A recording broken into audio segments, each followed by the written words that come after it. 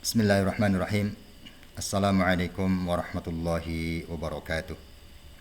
Innal hamdalillah nahmaduhu wa nasta'inuhu wa nastaghfiruh wa na'udzu billahi min shururi anfusina wa sayyiati a'malina.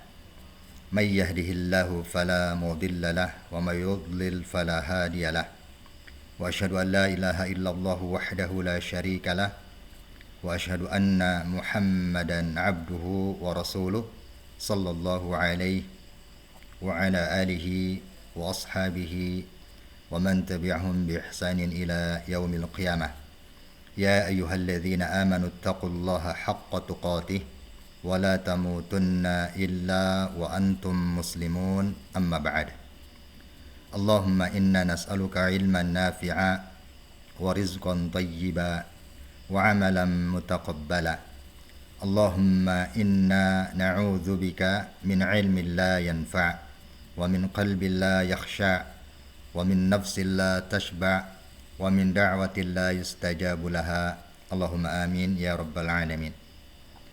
Kaum muslimin wal muslimat yang dimuliakan oleh Allah Subhanahu wa taala, alhamdulillah kita bersyukur kepada Allah Subhanahu wa taala. Insyaallah taala malam ini kembali kita akan mempelajari atau membahas tentang kisah yang disampaikan oleh Rasulullah sallallahu alaihi wasallam tentang 3 orang yang terjebak di dalam gua. Ya. Kisah tentang 3 orang yang tertutup batu ya dalam gua.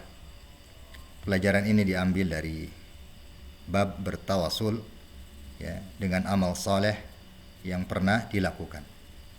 Kisah lengkapnya kita akan lihat dari hadis ya secara lengkap dalam pelajaran kita saat ini. Perhatikan dan simak secara baik-baik, kemudian hendaknya kita mengambil pelajaran darinya. Lengkapnya dari hadis Rasulullah sallallahu alaihi wasallam dari Abu Abdurrahman, yaitu Abdullah bin Umar bin Al-Khattab radhiyallahu anhuma. Dia berkata, aku mendengar Rasulullah sallallahu alaihi wasallam bersabda, in talaqa thalathatu rahtim mimman kana qablakum, bahwa ada 3 orang dari orang-orang terdahulu ya. Ada kisah dari 3 orang dari orang-orang terdahulu sebelum kalian. Mereka berangkat bepergian ya. Kemudian suatu saat mereka terpaksa mampir bermalam di sebuah gua. Kemudian mereka memasukinya. Tiba-tiba jatuhlah sebuah batu besar dari gunung lalu menutupi gua itu. Sementara mereka bertiga ada di dalam gua tersebut. Kemudian mereka berkata bahwa tidak ada yang dapat menyelamatkan mereka dari batu besar tersebut kecuali jika mereka semua berdoa kepada Allah Subhanahu wa taala dengan menyebutkan amalan baik yang pernah mereka lakukan.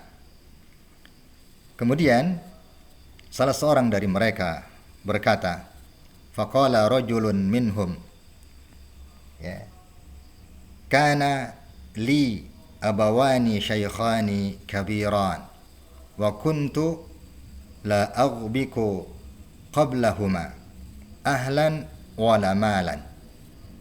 Berkatalah salah seorang dari mereka ya, dari yang bertiga itu ya, salah seorangnya dia berkata, ya Allah, aku mempunyai 2 orang tua yang sudah sepuh, sudah lanjut usia, dan aku tidak pernah memberi minum susu ya, di malam hari kepada siapapun sebelum memberi minum kepada keduanya. Aku lebih mendahulukan mereka, yakni kedua orang tua ya, daripada keluarga dan budakku. Kemudian pada suatu hari aku mencari kayu di tempat yang jauh. Ketika aku pulang, ternyata mereka berdua telah tidur lelap. Mereka berdua telah tidur lelap. Iya. Aku pun kemudian memerah susu dan aku dapati mereka tertidur sangat pulas. Kemudian aku enggan memberikan minuman tersebut kepada keluarga atau budakku. Ya. Seterusnya aku menunggu hingga mereka bangun. Ternyata mereka baru bangun ketika subuh. Artinya dia semalam suntuk, dia tunggu sampai kedua orang tuanya itu bangun untuk memberikan minum susu. Iya. Nah, kemudian gelas minuman itu masih di tangannya ketika di waktu subuh, ketika orang tuanya terbangun. Selanjutnya setelah keduanya bangun, lalu mereka meminum minuman tersebut. Kemudian laki-laki ini berkata, Allahumma in kuntu fa'altu dhalika ibtigha'a wajhik fafarrij anna ma nahnu fihi min hadhihi as-sakhrah. Ya Allah, jikalau aku mengerjakan sedemikian itu dengan niat benar-benar mengharapkan wajahmu semata, maka lepaskanlah kesukaran yang sedang kami hadapi dari batu besar yang menutupi kami ini. Ya. Farajat syai'an la yastati'una al-khuruj. Maka batu besar itu tiba-tiba bergeser sedikit. Akan tetapi mereka masih belum bisa keluar dari gua tersebut. Ya, dan setelah laki-laki ini mengemukakan perbuatan atau amalan yang pernah dia lakukan di masa lalu, yakni dia berbakti kepada orang tuanya, dia selalu memberikan minum susu di malam hari kepada orang tuanya. Ya, kemudian suatu hari dia dapati kedua orang tuanya sudah tertidur lelap karena dia pergi jauh mencari kayu. Ya, kemudian dia peras susu dan ditemukan kedua orang tuanya masih tertidur lelap. Maka dia tunggu semalam suntuk. Ya, gelas susunya masih di tangannya. Kemudian ketika kedua orang tuanya terbangun, baru diberikan minum susu itu. Dan dia berdoa kepada Allah, ya Allah, kalau perbuatanku itu semata-mata karena mengharapkan wajahmu, maka lepaskan kami dari kesulitan ini, yakni dari tertutup batu besar dalam gua. Maka Allah Subhanahu wa taala mengabulkan doanya dan batu pun bergeser, hanya saja belum bisa keluar dari gua tersebut. Kemudian Rasulullah sallallahu alaihi wasallam melanjutkan sabdanya, qala an-nabiy sallallahu alaihi wasallam wa qala al-akhar Allahumma kanat li bintu ammin kanat ahabban nasi ilayya. Ya Allah, ya. Kemudian laki-laki yang lainnya berkata, ya Allah, dulu ada putri pamanku yang aku sangat mencintainya. Aku sangat mencintainya. Aku pun sangat menginginkannya. Ya, namun ia menolak cintaku. Hingga berlalu beberapa tahun. Kemudian ia suatu hari mendatangiku karena sedang butuh uang. Kemudian aku memberinya 120 dinar. Iya. 120 dinar itu, dinar adalah koin emas ya. Mata uang dengan koin emas. Kalau mungkin dirupiahkan ya, paling tidak mungkin sekarang 120 juta ya. Kalau satu koin emasnya itu 1 gram emas ya, seharga 1 juta, maka 120 dinar adalah kurang lebih 120 juta rupiah. Ya, namun pemberian itu ya dengan syarat. Jadi aku berikan 120 dinar dengan syarat, ya, ia mau tidur denganku. Ia mau tidur denganku atau berzina. Kemudian ia pun menyetujuinya, artinya perempuan anak pamannya ini menyetujuinya. Ya. Sampai ketika aku ingin menyetubuhinya, kemudian perempuan ini berkata, tidak halal bagimu membuka cincin, ya, artinya menyetubuhinya, kecuali dengan cara yang benar, kecuali dengan cara yang halal, cara yang benar. Ya, tidak halal bagimu membuka cincin. Ya, kemudian laki-laki ini tersentak dengan ucapan itu, tercengang dengannya, kaget, kemudian ia tiba-tiba pergi meninggalkannya, ya. Padahal dialah yang aku cintai dan aku sangat menginginkannya. Kemudian aku pun meninggalkan emas atau 120 dinar itu yang telah kuberikan untuknya. Kemudian dia berdoa kepada Allah, Allahumma in kuntu fa'altu dzalika ibtigha'a wajhik fafruj 'anna ma nahnu fihi. Ya Allah, jikalau aku mengerjakan sedemikian itu dengan niat benar-benar mengharapkan wajahmu, maka lepaskanlah kesukaran yang sedang kami hadapi dari batu besar yang menutupi kami ini. Ya. Fanfarajatis sakhrah ghaira annahum la yastati'una al-khuruj minha. Ya, tiba-tiba batu besar itu bergeser, ya, terbuka lagi, namun mereka masih belum dapat keluar dari gua tersebut. Iya. Jadi laki-laki ini, iya, dia meninggalkan zina, ya, karena dia takut kepada Allah Subhanahu wa taala. Ya, kemudian dia berdoa kepada Allah, ya Allah, kalau perbuatanku itu betul-betul hanya mengharapkan wajahmu, maka keluarkan kami dari kesulitan ini. Maka Allah mengabulkan doanya. Ya, batu pun bergeser, ya, dari mulut gua, tetapi mereka bertiga masih belum bisa keluar dari dalam gua tersebut. Kemudian Rasulullah Shallallahu Alaihi Wasallam melanjutkan sabdanya, ya, qala an-nabiy sallallahu alaihi wasallam wa qala ats-tsalitsu, ya, Allahumma in istajartu ajra'a fa'aituhum ajrahum ghaira rajulin wahidin. Ya Allah, dulu aku pernah mempekerjakan beberapa pegawai, ya, mempekerjakan beberapa pegawai. Kemudian aku memberikan gaji kepada mereka, tetapi ada satu orang yang tertinggal, ya, aku tidak berikan gajinya tersebut karena orang ini pergi, ya. Jadi karyawan ini pergi, ya, sementara yang lain dibayarkan gajinya, dia tidak ada, dia pergi. Kemudian uangnya aku kembangkan hingga menjadi harta yang melimpah, disebutkan, ya, menjadi unta yang banyak, sapi, kambing, ya. Bahkan ada beberapa budak, ya, dari gaji karyawan tersebut dikembangkan menjadi usaha yang sangat berkembang. Unta banyak menjadi unta, dan kambing, kemudian sapi yang sangat banyak, ya, dan beberapa budak. Kemudian suatu hari dia datang, ya, kepadaku. Ini karyawan ini datang. Kemudian ia berkata kepadaku, wahai hamba Allah, bagaimana dengan upahku dulu?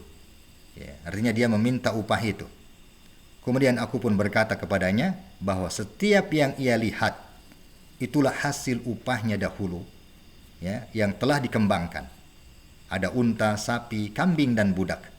Ya, unta yang tidak sedikit, kambing tidak sedikit, banyak sekali, ya. Kemudian laki-laki ini berkata, wahai hamba Allah, janganlah engkau bercanda. Ya, ketika dia melihat unta yang banyak, sapi dan kambing yang banyak, kemudian ada budak juga, ya, dia kira itu tuannya ini bercanda. Maka dia berkata, wahai hamba Allah, jangan bercanda. Kemudian aku menjawab, kata laki-laki ini, Aku tidak sedang bercanda. Ya. Aku lantas mengambil semua harta itu dan menyerahkan kepadanya tanpa tersisa sedikit pun. Tanpa tersisa sedikit pun. Ya, semua unta, sapi, kambing, dan budaknya itu diberikan. Ya, tanpa disisakan satu ekor pun. Ya. Kemudian dia berdoa, Allahumma fa in kuntu fa'altu dzalika ibtigha'a wajhik fafruj 'anna ma nahnu fihi. Ya Allah, jika aku mengerjakan sedemikian itu dengan niat benar-benar mengharapkan wajah-Mu, maka lepaskanlah kesukaran yang sedang kami hadapi dari batu besar yang menutupi kami ini. Iya. Kemudian Allah Subhanahu wa taala mengabulkan doanya. Lantas gua yang tertutup sebelumnya pun terbuka. Ya, kemudian mereka keluar dari gua tersebut, ya, dan berjalan. Ya.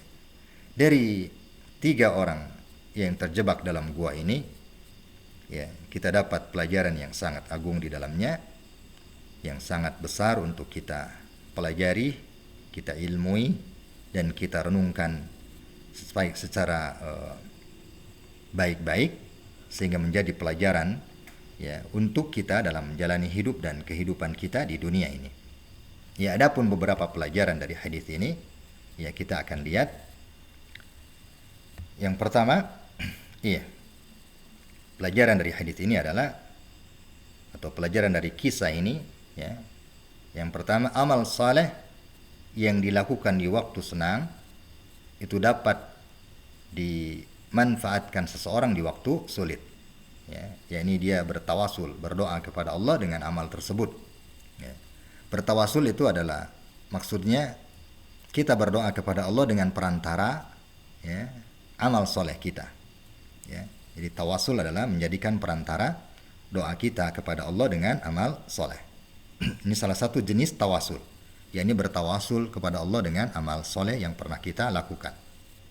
Ya. Rasulullah Shallallahu Alaihi Wasallam bersabda, jagalah Allah, Dia akan menjagamu. Jagalah Allah, engkau akan mendapatinya di hadapanmu. Kenali Allah di waktu senang, maka Dia akan mengenalimu di waktu sulit. Iya. Ini amal soleh, ya. Kalau kita lakukan dengan ikhlas, ya, maka akan menjadi sebab Allah Subhanahu wa taala menolong kita di waktu sulit. Kemudian yang kedua dari pelajaran kisah ini adalah seorang muslim dia wajib kembali kepada Allah Subhanahu wa taala dalam doanya. Dan dia wajib kembali kepada Allah Subhanahu wa taala dalam setiap keadaan. Ya. Khususnya ketika sedang mengalami musibah. Ya, hendaknya kita selalu kembali kepada Allah dalam setiap keadaan yang kita alami. Ketika mendapatkan kesenangan, ya, hati kita kembali kepada Allah. Ketika mendapatkan kebaikan, hati kita kembali kepada Allah. Yakni kita meyakini bahwa kebaikan ini adalah datangnya dari Allah. Allah yang menginginkannya untukku. Allah yang mengaturnya untukku. Aku mendapatkan kebaikan ini. Aku mendapatkan rizki ini. Karena Allah semata yang mengaturnya. Karena Allah semata yang menghendakinya rizki ini untukku. Demikian pula ketika keburukan yang menimpa kita, maka hendaknya hati kita juga kembali kepada Allah Subhanahu wa taala. Allah Subhanahu wa taala yang menetapkannya untukku. Allah yang mengaturnya untukku. Ya, kemudian kita berdoa memohon perlindungan kepada Allah Subhanahu wa taala dan memohon kepada Allah untuk meringankan musibah tersebut dan mengangkatnya dari kehidupan kita. Ini hendaknya kita kembali, selalu kembali kepada Allah Subhanahu wa taala dalam setiap keadaan. Kemudian yang ketiga, ya, disyariatkannya tawasul kepada Allah dengan amal soleh. Ya, disyariatkan kita bertawasul kepada Allah dengan amal soleh. Ya, hal ini sangat bermanfaat, ya, khususnya saat mengalami bencana berat. Ya. Sebaliknya, tidak disyariatkan kita bertawasul dengan zat atau kedudukan makhluk tertentu. Ya, kita tidak boleh bertawasul dengan kemuliaan para wali Allah. Ya, bahkan kita tidak boleh bertawasul ya dengan kemuliaan Rasulullah Shallallahu Alaihi Wasallam. Yang disyariatkan untuk bertawasul adalah kita bertawasul dengan amal soleh yang pernah kita lakukan. Sebagaimana kisah tadi ya. Kemudian yang keempat, ya, cinta kepada Allah harus didahulukan daripada cinta terhadap apa yang dikehendaki hawa nafsu. Ya, jadi cinta kepada Allah harus didahulukan daripada cinta kita terhadap yang dikehendaki oleh hawa nafsu kita. Ya, tentu dari kisah tadi ya, dari 3 orang tadi kita dapat ambil pelajarannya bagaimana ya seorang anak yang berbakti kepada orang tua, ya, dia rela menunggu kedua orang tuanya ketika tertidur sampai terbangun, ya, kemudian gelas susu masih di tangannya sampai waktu subuh, ya. Ini dia mendahulukan kecintaan kepada Allah daripada kecintaan terhadap hawa nafsunya, ya, padahal dia merasa capek, mungkin ingin beristirahat, tapi dia tunggu, betul-betul dia menunggunya sampai kedua orang tuanya terbangun. Kemudian dari kisah yang kedua, yakni seorang laki-laki yang mencintai keponakan perempuan yang kemudian dia hendak menyetubuhinya, ya, tapi kemudian dia ingat kepada Allah setelah mendengar ucapan dari perempuan itu, ya, padahal hawa nafsunya sangat menginginkan perkara tersebut, tapi kemudian dia tinggalkan. Kemudian kisah yang ketiga juga sama, ya, dari upah yang harusnya diberikan kepada pekerja, dia tunaikan itu, padahal upahnya itu sudah dikembangkan menjadi harta yang sangat banyak. Tentu nafsu jiwa kita itu mencintai harta tersebut, akan tetapi dia rela, dia berikan bahkan semuanya tanpa ditinggalkan dari harta tersebut. Iya. Kemudian pelajaran yang kelima, ya, siapa yang meninggalkan zina dan kemungkaran atau maksiat yang lain karena takut kepada Allah, maka Allah Subhanahu wa taala akan selamatkan dia dari bencana. Ya, dia tinggalkan perbuatan maksiat, ya, perbuatan zina atau perbuatan maksiat lainnya karena takut kepada Allah, maka Allah Subhanahu wa taala, ya, mengeluarkan dia, menolong dia dari bencana. Kemudian pelajaran yang keenam dari kisah ini adalah siapa yang menjaga hak pekerja, Allah Subhanahu wa taala melindunginya di waktu sulit dan menyelamatkan dirinya dari ujian. Ya.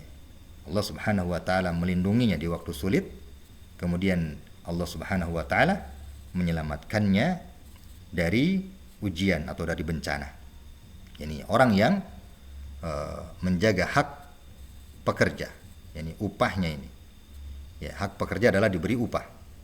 Kemudian yang ketujuh, berdoa kepada Allah Subhanahu wa taala, ya, disertai tawasul dengan amal soleh, itu dapat menyingkirkan batu yang menghalangi, ya.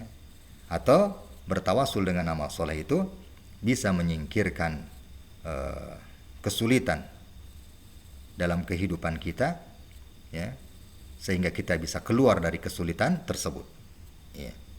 Baik kesulitan dalam mungkin berbisnis, ya, kesulitan dalam jiwa kita, dalam diri kita karena kita mungkin diuji dengan penyakit, atau kesulitan-kesulitan yang semisal, ya, yang menghalangi kehidupan kita, maka kita disyariatkan berdoa kepada Allah dengan bertawasul, ya, dengan amal soleh yang pernah kita lakukan. Maka Allah Subhanahu wa taala mengabulkan doa tersebut dan mengeluarkan 3 orang ini dari dalam gua yang tertutup dengan batu. Iya. Kemudian yang ke-8, ya, keutamaan berbakti kepada orang tua dan memuliakan keduanya, ya, melebihi istri dan anak-anak. Ya. Ya, ini dapat kita lihat dari sini bahwa berbakti kepada orang tua adalah amal yang sangat agung, ya, amal yang sangat mulia, sehingga Allah Subhanahu wa taala mengeluarkan seseorang dari musibah yang menimpanya, ya. Allah Subhanahu wa taala mengeluarkan dari kesulitan yang menimpanya, ya, dari amalan berbakti kepada orang tua. Kemudian yang ke-9, hak orang yang disewa, ya, atau hak orang yang kita pekerjakan itu harus diperhatikan. Ya. Jangan menunda-nunda pembayaran upahnya. Ya. Jangan menunda pembayaran upahnya. Ketika pekerjaannya selesai, maka segera berikan upahnya. Kemudian yang ke-10, ya, disunnahkan mengembangkan harta pegawai, ya. Disunnahkan mengembangkan gaji pegawai yang dia tinggalkan. Dia tidak ambil karena mungkin alasan sesuatu, ya.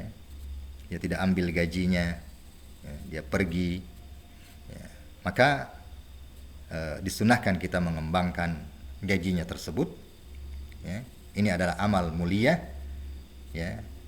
Dan kemudian kalau sudah berkembang, itu adalah hak karyawan tersebut, ya. Tidak boleh dizalimi, tidak boleh diambil sedikit pun, harus diberikan semuanya, ya. Walaupun hartanya sudah melimpah, harus diberikan, sebagaimana kisah tadi, ya. Kemudian yang ke-11, ya, syariat sebelum kita, sebab kisah ini adalah orang sebelum kita, ya, orang sebelum umat Muhammad sallallahu alaihi wasallam, ya, kisah dari Bani Israel, ya. Syariat sebelum kita adalah syariat kita jika hal itu dikabarkan oleh Allah dan Rasulnya dalam bentuk pujian. Dan kisah ini disampaikan oleh Rasulullah sallallahu alaihi wasallam. Kemudian tidak ada petunjuk yang menghapusnya, ya, tidak ada petunjuk yang menghapusnya, baik berupa ayat Al-Quran atau sabda Rasulullah sallallahu alaihi wasallam. Ya, maka kisah ini disampaikan oleh Rasulullah sallallahu alaihi wasallam kepada kita dalam rangka memuji ketiga orang tersebut. Dalam rangka apa? Memuji ketiga orang tersebut, ya. So, mereka telah beramal dengan amal yang Allah Subhanahu wa taala terima, ya. Dengan amal yang telah terbukti Allah terima, ya. Agar kita ambil pelajaran, ya, darinya, agar kita meneladani mereka, ya. Sebab kisah ini disampaikan oleh Rasulullah Shallallahu Alaihi Wasallam dan memuji ketiganya, maka hendaknya kita meneladani mereka dalam beramal, ya. Sebab mereka bertiga mengatakan, ya Allah, jika aku lakukan ini karena ikhlas mengharap wajah-Mu, ya. Yang ke-12, dituntutnya keikhlasan, ya, dalam beramal, ya. Tadi sebagaimana dikatakan, ya, kita dituntut ikhlas dalam beramal, karena setiap dari mereka berkata, Allahumma, ya, in kuntu fa'altu dzalika, ya Allah, jika aku melakukan perbuatan tersebut ibtigha'a wajhik, karena semata-mata mengharap wajah-Mu, ya, karena semata-mata mengharap wajah-Mu. Ini makna keikhlasan. Ya Allah, jika aku melakukan itu karena ikhlas mengharap semata wajah-Mu, maka keluarkan kami dari musibah ini, ya. Jika aku melakukan ini karena mengharap wajah-Mu, maka selamatkan kami dari apa yang kami alami ini, ya. Jadi dituntut kita untuk beribadah kepada Allah karena mengharap pahala semata di sisi Allah Subhanahu wa taala. Artinya kita ikhlas dalam beramal. Kemudian yang terakhir, ya, ditetapkannya sifat wajah bagi Allah Subhanahu wa taala, ya. Ini pada kalimat doa-doa mereka, ya. In kuntu fa'altu dzalika ibtigha'a wajhik. Ya, mereka sebut di dalam doa mereka, ya, ya Allah, jika aku lakukan ini semata karena mengharap wajah-Mu, ya. Jadi ditetapkan sifat wajah Allah Subhanahu wa taala dalam kisah ini, ya, tanpa kita serupakan Allah dengan makhluk, ya. Tanpa kita serupakan Allah dengan makhluk, ya. So Allah Subhanahu wa taala dalam Al-Qur'an telah tegaskan, laisa kamitslihi syai'un. Tidak ada sesuatu pun yang serupa dengan Allah Subhanahu wa taala. Jadi kalau Allah memiliki sifat wajah, maka sifat wajah ini tidak serupa dengan makhluknya, ya. Allah Subhanahu wa taala tegaskan dalam ayatnya tadi bahwa tidak ada yang serupa dengan Allah apapun juga, Semoga kita bisa mengambil pelajaran dari kisah ini, kemudian mungkin kita bisa berdoa kepada Allah dengan tawasul, dengan menyampaikan, dengan mengatakan amal-amal kita yang pernah kita lakukan di waktu lalu, ya, ketika kita menghadapi kesulitan dalam hidup. Ya, ya, misalnya kita sedang sakit, mungkin sedang ditimpa musibah besar, ya, dalam keadaan bangkrut usaha, ya, dan lain sebagainya. Kemudian kita berdoa kepada Allah dengan amal kita, ya, yang pernah kita lakukan agar kita dikeluarkan dari kesulitan tersebut, maka insyaallah taala Allah Subhanahu wa taala akan mengeluarkan kita dari kesulitan-kesulitan tersebut, ya. Allahumma amin ya rabbal alamin. Allahumma inna nas'alukal jannah wa ma qarraba ilaiha min qawlin aw amal wa na'udzu bika minan nar wa ma qarraba ilaiha min qawlin aw amal. Allahumma amin ya rabbal alamin. Subhanakallahumma wa bihamdik asyhadu an la ilaha illa anta astaghfiruka wa atubu ilaik. Walhamdulillahi rabbil alamin. Wassalamu alaikum warahmatullahi wabarakatuh.